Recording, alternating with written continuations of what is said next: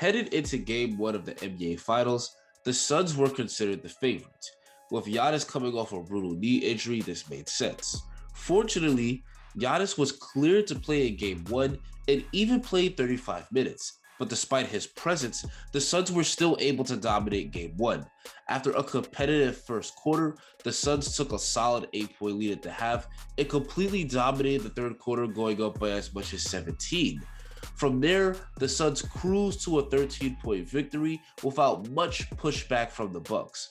While the Bucks had their problems on offense, I would argue that most of their issues were on the defensive end, which is what led to them getting destroyed by Phoenix in Game 1. So how did the Suns destroy the Bucks in Game 1? Let's talk about that in this video. But before we continue, please like the video and subscribe, and turn on that notification bell so you get notified every time I upload a banger. Now let's get started. One of the primary reasons for the Suns winning this game was their ability to take advantage of Lopez on D. The Bucks were able to switch Lopez on D to win the last couple of games in the Atlanta Hawks series, but Devin Booker and Chris Paul torched Lopez on defense all night long. Here, the Suns get into a pick and roll. Lopez needlessly switches onto Payne, then switches onto Devin Booker. Booker knows he can abuse Lopez. He drives on him, pump fakes, gets him in the air, and that's free throws. Now it's Chris Paul's turn to abuse Lopez. PJ Tucker doesn't fight over the screen leading to the switch, and Chris Paul casually hits the mid-range jumper right over Lopez. The Bucks try to post up Lopez, but he puts up a running hook that ends up missing badly. Now the Suns are on offense, and they're looking to hunt Brook Lopez on defense again. The Suns go into another pick and roll, leading to the switch, and Booker has the mismatch that he's looking for. He backs up, drives on Lopez, and makes it a tough layup right over him. The Bucks didn't always get burned playing this way. Here, they go into a pick and roll and get the switch that they want, but Devin Booker misses the step back right over Lopez. But more times than not, they got destroyed playing defense this way. Here, Lopez needlessly switches onto Booker. Lopez is an okay perimeter defender, but he doesn't stand a chance in this matchup. Holiday foolishly helps off of CP3, and he drains the open three-pointer. This time, Jrue Holiday tries to fight over the pick, but CP3 gets away with a shove. Lopez switches on to Chris Paul, and he easily hits the mid-range jumper right over Lopez. And then at the end of the half, the Suns set a screen for Booker. Booker is open, so Lopez has to pick him up.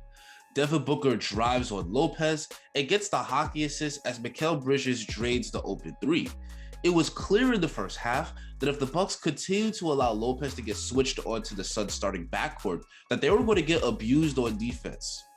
In the second half, the Suns continued to exploit Brook Lopez on defense, and that's how the game got away from the Bucks. Here, the Suns go into pick and roll, and the Bucks defend it by switching again. Chris Paul ends up with Lopez on him, and he hits the mid-range jumper right over him. The Suns are able to effortlessly get the switch again, and Lopez is now on Chris Paul.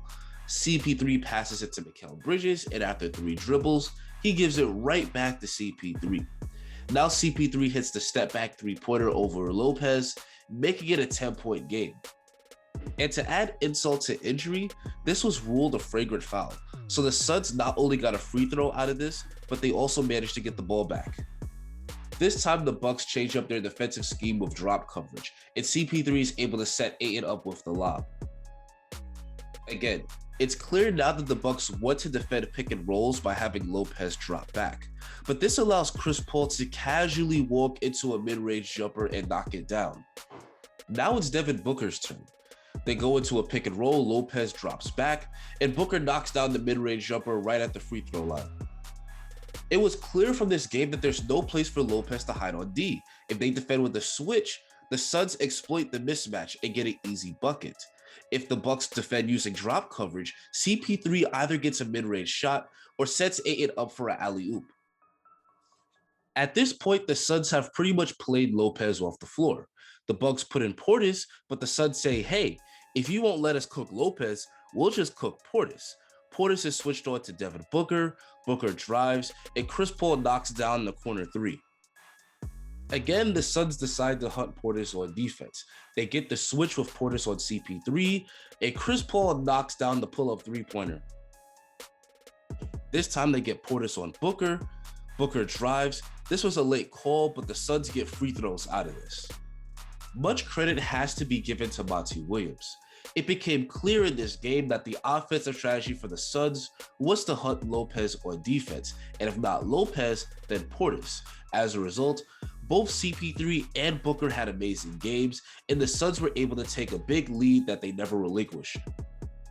As for the Bucks, I would advise that if they want to make this a competitive series, they need to lower both Lopez and Portis' minutes. Whether they use switch defense or drop coverage, the Suns will exploit both of those guys. There is no place for them to hide on D. Early in the game, I said that if the Bucks were smart, they played Giannis at the 5, and that's exactly what they did to get back in the game in the fourth. Giannis is a much better defender than Lopez and Portis, and he can hold his own during a switch.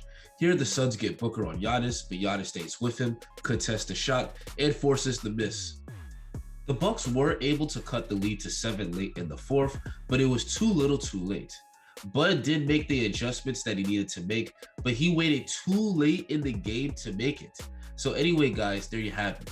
The Bucks will have to make adjustments if they don't want Game 2 to be a repeat of Game 1.